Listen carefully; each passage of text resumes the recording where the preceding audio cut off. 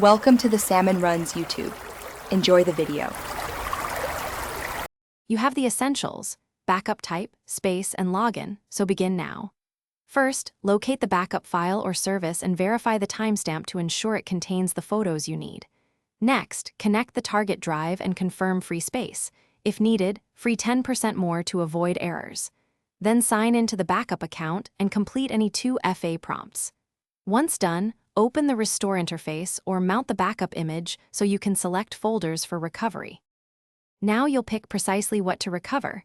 Filter by date range, album, or file type so you avoid unnecessary files. Choose a restore mode, overwrite if you want originals replaced, or copy to a new folder to preserve current files. Then start the transfer and watch progress. Many tools show speed, ETA, and file counts.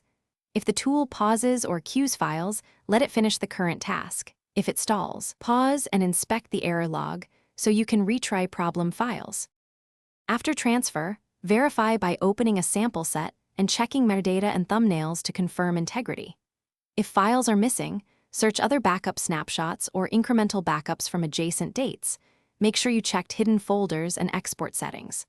Once satisfied, reorganize restored photos into your library and update your backup manifest. If photos appear corrupted, use a dedicated photo repair or file recovery tool and run a checksum comparison.